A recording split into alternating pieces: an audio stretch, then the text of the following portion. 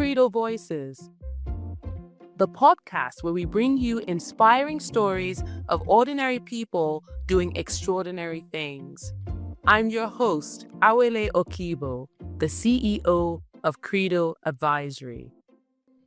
For decades, marginalized communities worldwide have faced violence, repression, and systemic inequality. In Peru, this reality is even more stark.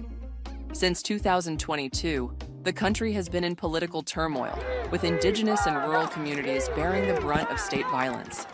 Though they make up only 13% of the population, indigenous Peruvians account for 80% of deaths recorded in the recent crisis, Amnesty International reports. On this episode of Credo Voices, we meet Joanna Terán Romero, a psychologist, activist, and the president of Collectivo Kuska.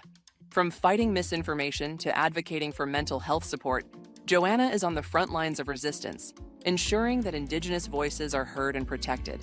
Through grassroots advocacy and community-led mental health solutions, she is advancing Sustainable Development Goal 10, Reduced Inequalities, working toward a Peru where justice, dignity, and equality are not just ideals, but reality. Join us as Joanna sheds light on the fight for indigenous rights, equity, and systemic change.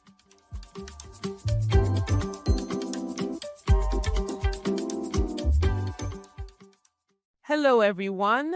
Today I have someone really special all the way from Peru. Joanna, could you please introduce yourself? Thank you very much. Hello. My name is Joanna Terán Romero. I'm a Quechua woman from Puno, a city to Bolivia in the south of Peru. I'm a psychologist, community psychologist, clinical too. I work in the communities of the jungle, of the highlands of Peru.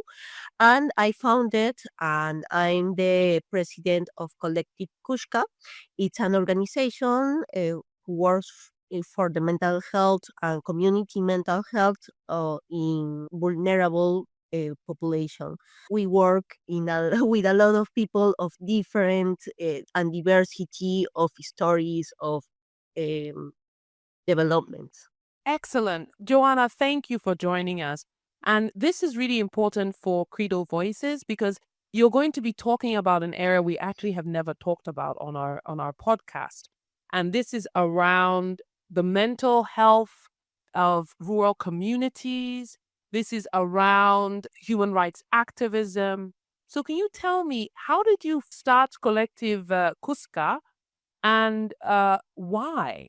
Collective Kuska have a long story, but in the start, I was dreaming all my life, all after I finished the university, to do some change in my natal city, in my natal region, because it's a very problematic region with a lot of social problems, a lot of poverty. You have traffic human, for example. Sorry, Joanna, you mean human trafficking? Am I correct? Yes, yes, human trafficking.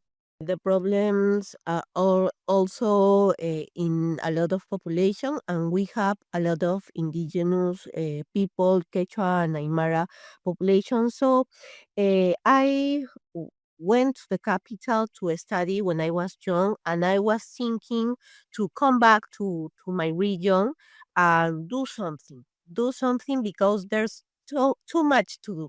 So much to do, so I come back and I always work with vulnerable communities. So after working in Lima with peri-urban communities, I went back to Puno and I was thinking about the people I met in Lima, the people I was meeting in Puno that all day are interested in helping each other, helping vulnerable communities, helping, and not only helping because it's something more horizontal.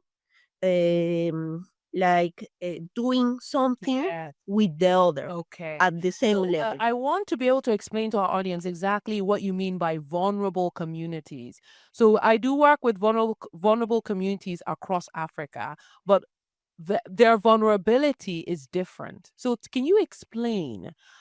Tell me, how are these communities in Peru vulnerable? Is it environmental vulnerability? Is it social? Is it political? Is it economic? Can you please explain? It's all of that. All of these kinds of vulnerabilities. For example, now Collective Kuska is working with torture victims. We had a conflict last year, the last year and a half. We had a lot of repression from the state. So we I'm like an activist also be a victim of this repression.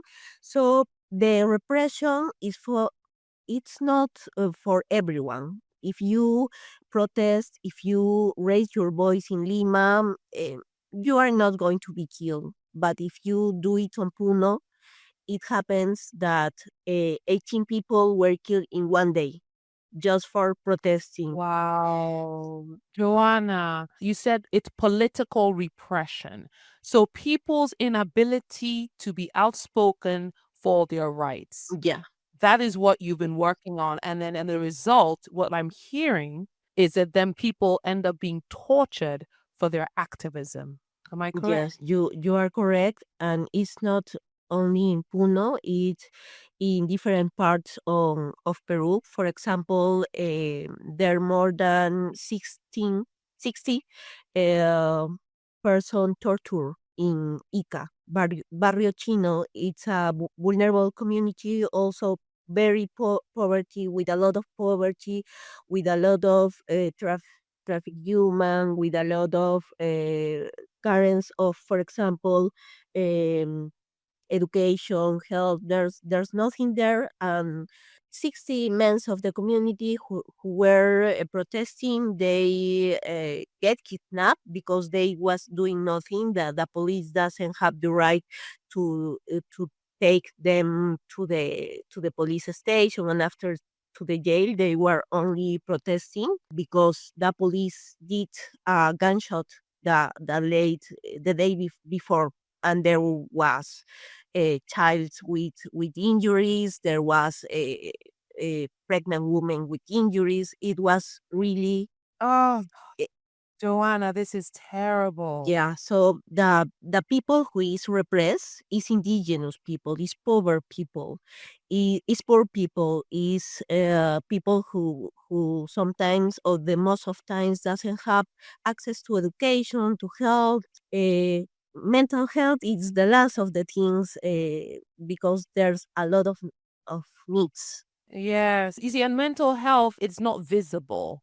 It's not visible like a gunshot wound or someone being physically imprisoned.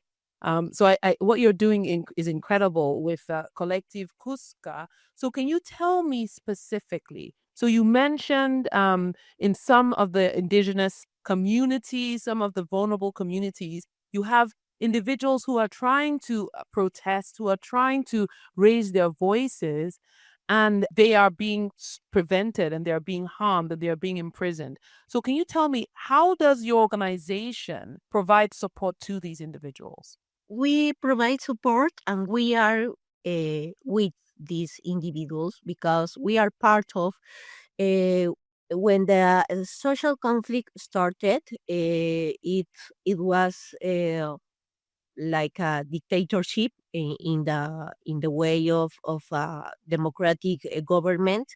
When the all that all the repression started, we started raising our voices, doing some activities to get like education about that kind of things, because the gunshots and the I don't know how to say massacres, when you kill, genocide, yeah, Massacred. massacre. They're massacred.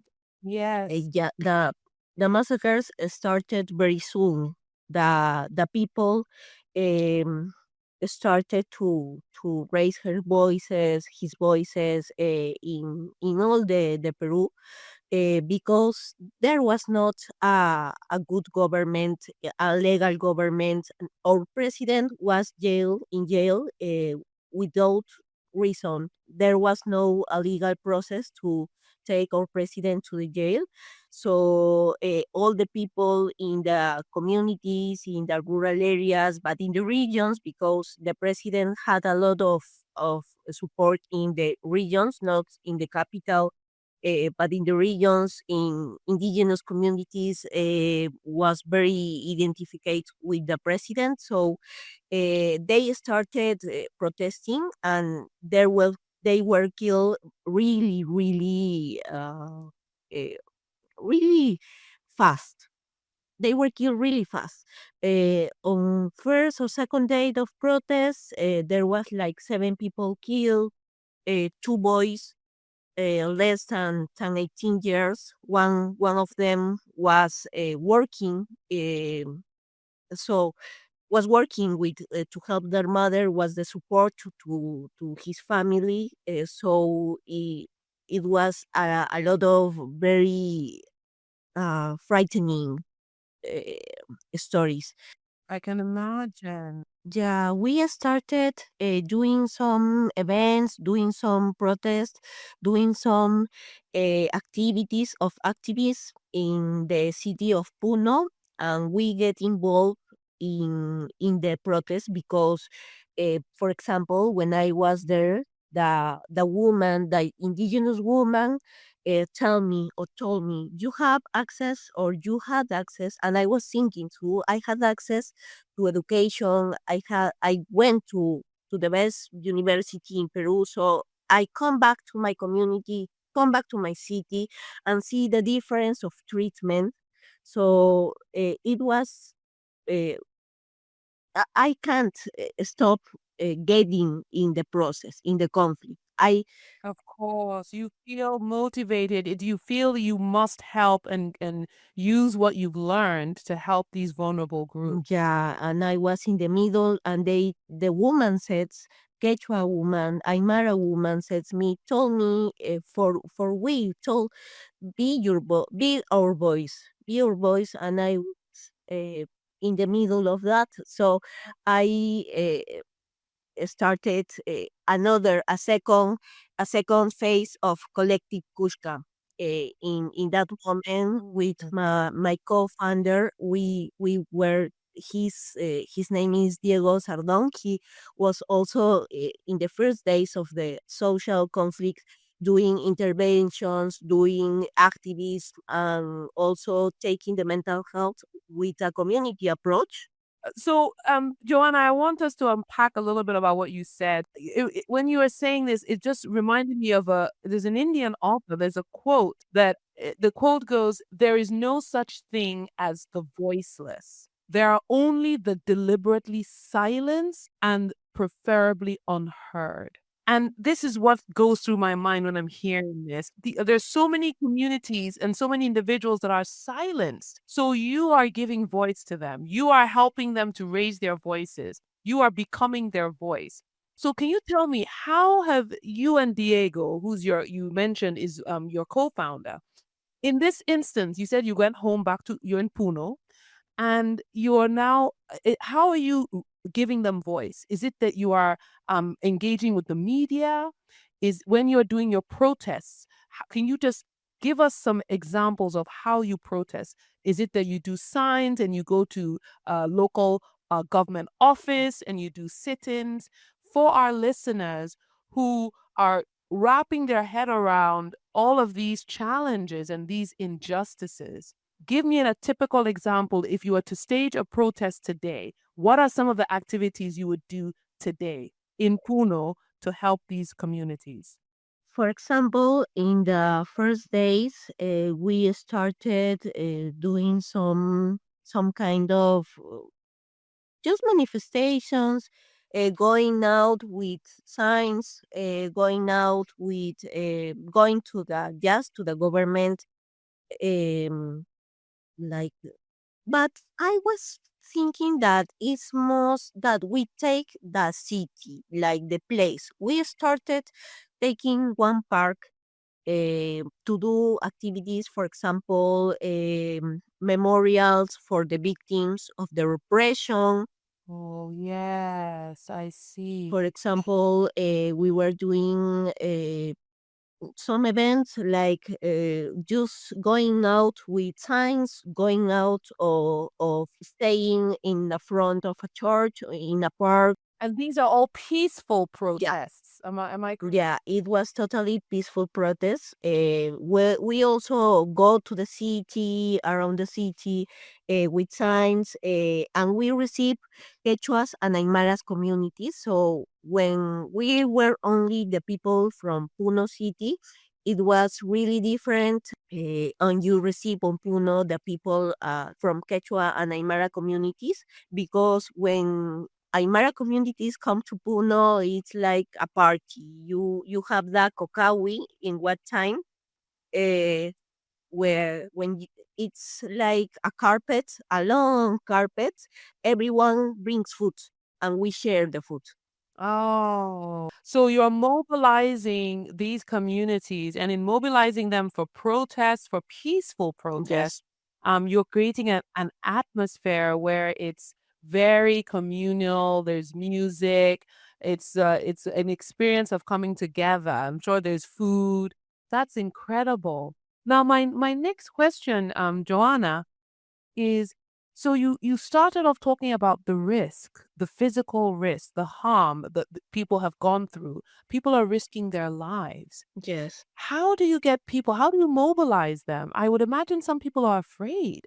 I'm in awe. Aren't you afraid?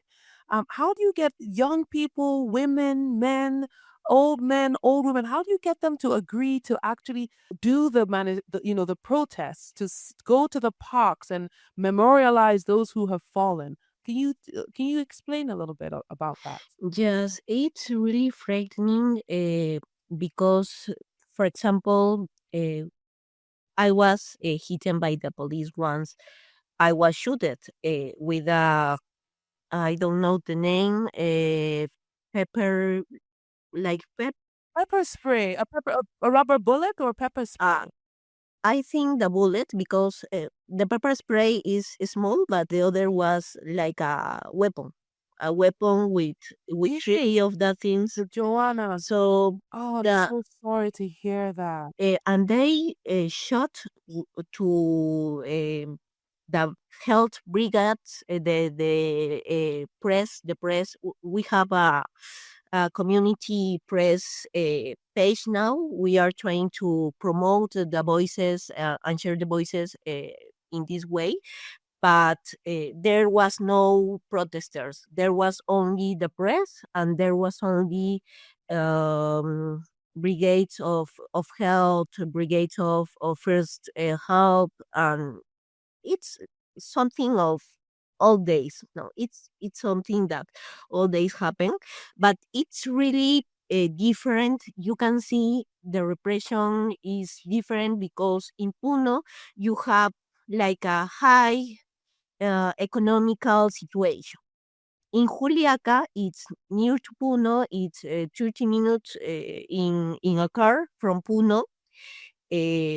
You have uh, 18 people dead because is, for example, more popular city. It's more informal economics over there, so there's more ethnical people living there. So you can see the difference, but the people, we only try to take what it was there. The people sometimes Yes. was with a lot of fear, but they try to protest because they were. It was the first popular government ever, the first. They see them represented like Quechuas and Aymaras populations. So there's a lot of movement in the heart of everyone. And when there's fear, there's also ways to take care. in a group, in a community, trying not to get separate from the group, always. And it's different when it happens. I get more in the protest because I saw how the police make difference between me, for example, and between some sister that needs wearing a typical dress. Oh, wait, hold on. So, Joanna, this is a really important point. One of many you've made. So, what you're telling me is because you are considered educated, you went to school in Lima, you've been exposed to, higher education.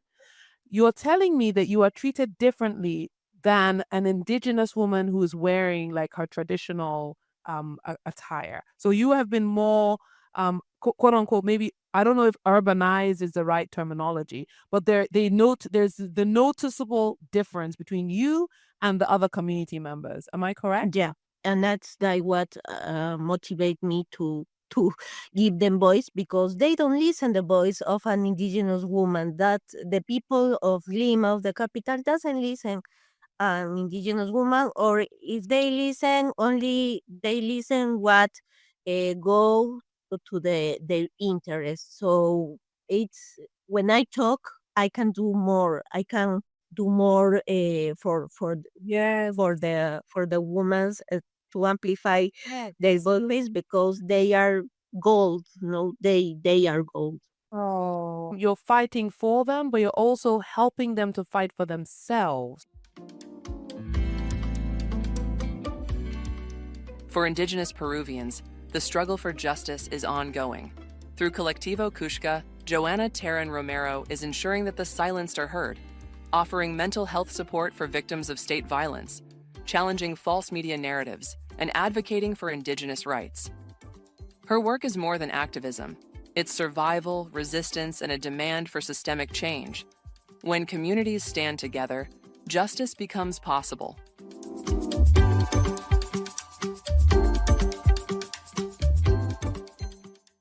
Joanna, can you tell me a little bit more about the people? So you mentioned the indigenous woman is voiceless, is powerless, and you're trying to help her. Can you talk about the community? How do you mobilize them? Who do you work with? Do you work with any traditional leaders? Are there women's groups? Are there religious groups? So can you just paint more of a picture around who these people are and how they organize? First of all, the basis and the most powerful way to protest is when the communities of Quechuas and Aymaras territories come to the city, because they are the movement of the protest. They are the protagonist of all that, this story of resistance, this story of strength, this story of everything. It's getting because the communities. So I articulate with them when they come. I have nothing more to do than put in the service of, what do you need. You need something, maybe go to the entrance of the city and receive them with some signs, no, with some in a group, because they come to fight and they are the most repressed. They come from really far, so they are the protagonists. But in the city of Puno, for example, there's a lot of importance in the woman indigenous in the city of Puno. No, the woman Quechua women of Puno are taking, there's two Quechua women in Puno. Their names are Lucha, who means fight in Spanish, and Maximiliana.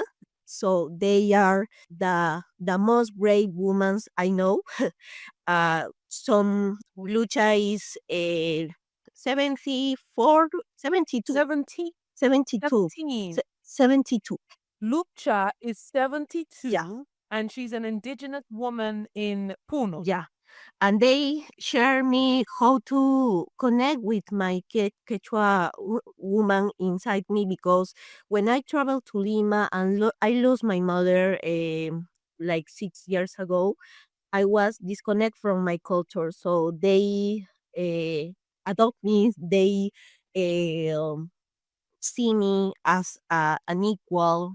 They like are now my sisters of fight. So I think the roles are really important, because the women were protesting the most, because they said, I was asking in all these months, why do you protest? Why do you think the woman goes out more than the men? And they say, Yeah. because the president, Pedro Castillo, was like a son, like a son. I see, if I send my son to Lima to study, and they violate him, and they don't get him to work, so I can't uh, stop fighting, because I see the reflect of my son, of my, yeah, Yes. Oh in the my goodness. president.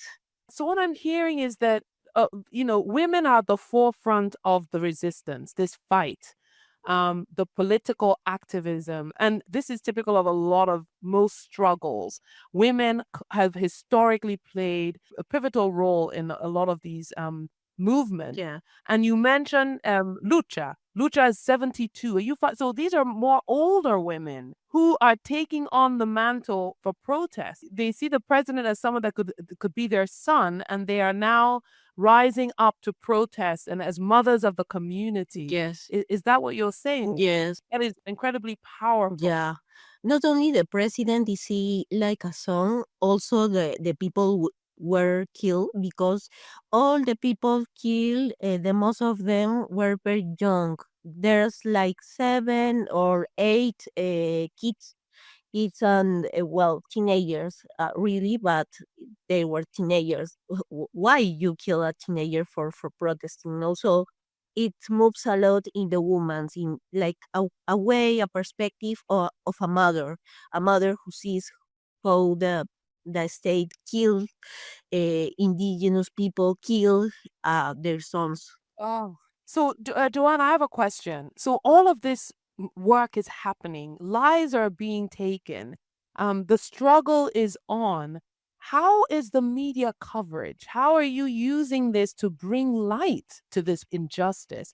How are you engaging with the media? Is it being covered in the news in Peru? Is it being covered in international media? What do you do? How can you bring more light so the world is educated around what's happening in these communities? We also like convert Kuska on independent media movement. I can see in a community press. So we try to expand the voices using Kushka, using the Facebook, the Instagram of Kushka. So Social media. Okay. so after that, I think there's difference. You have the community press, you have the formal press.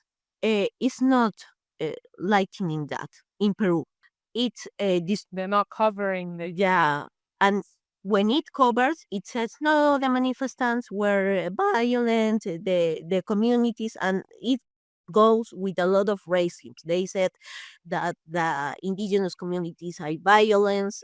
So I read some episode of from lines from the press. They were saying the manifestants, the protests were um, like doing some violent things in a mall, but I was, and this is not correct. yeah, This is new coverage that is actually completely false and inaccurate. yes, really. They say there's fire on the mall, and we were over there, and there's no fire in the mall. So the press is in Peru. It's the role was really bad, really discriminate. They are not supportive of that. They are not bringing light to this. They are actually now changing the narrative and not telling the truth, is what you're saying. Yeah, exactly.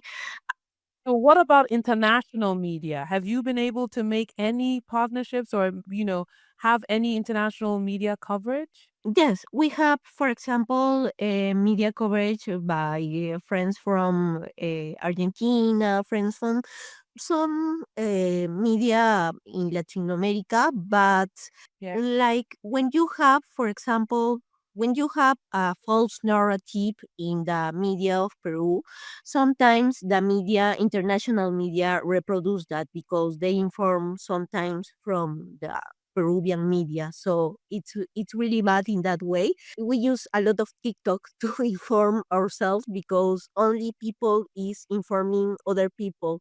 If you see in the media, it can be false, but it, you need a lot of diffusion. We need to come to take more help from outside because we are where we the thing is not You going need well. help. Yes. Yes. Yes, you need help. And this actually brings me to a really important point. You've shared so much already about what you're trying to do, what the situation is, what you've done, and your challenges. So how can our audience help? How can people become involved? What help do you need? You talked about the media coverage, and there's you. It's interesting you used the appropriate terminology, the false narrative around the movement, this indigenous movement for their activism. So, what ask do you have? How can people help you?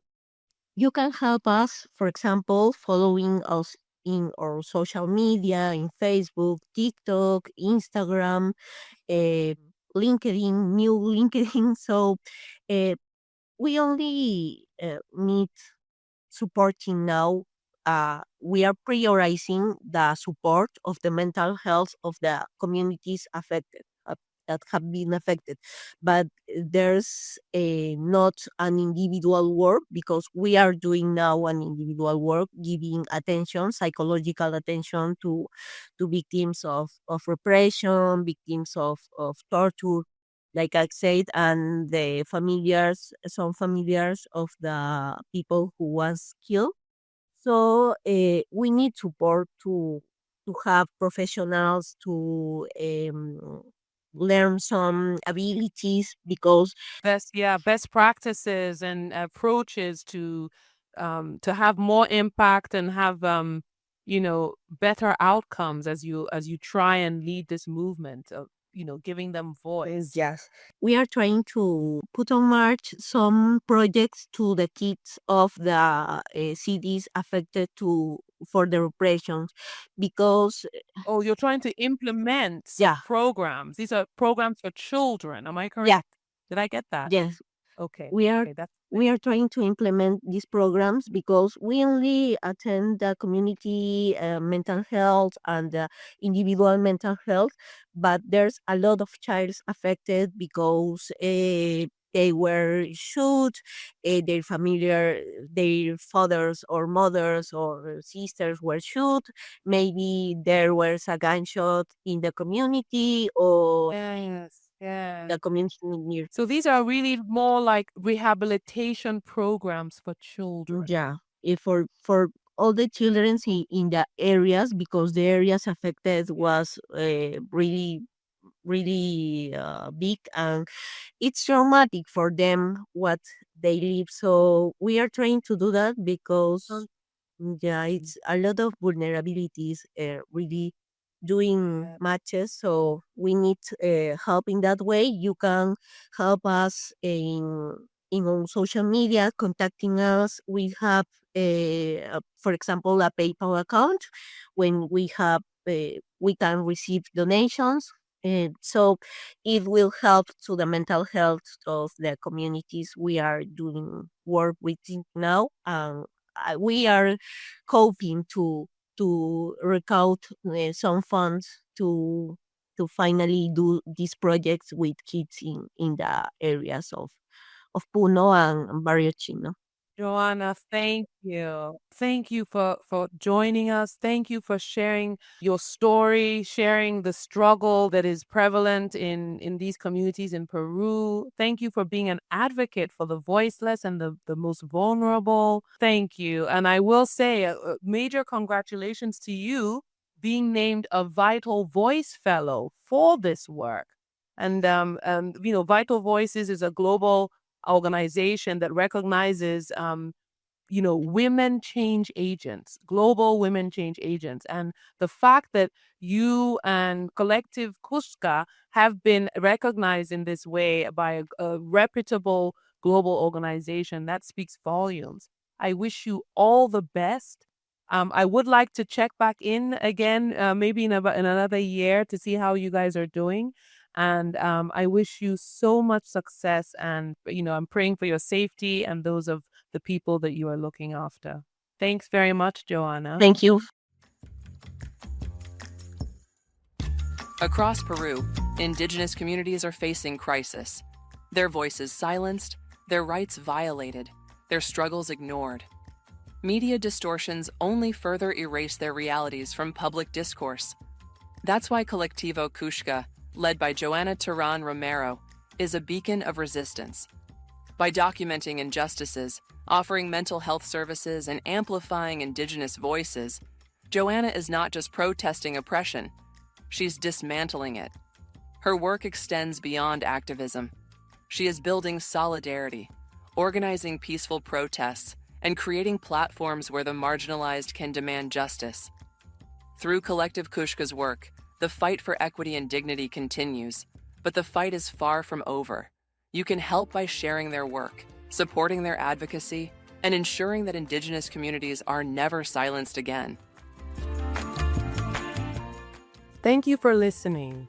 Until next time, stay curious and keep believing in the power of your voice. This is Awele Okibo, signing off for Credo Voices.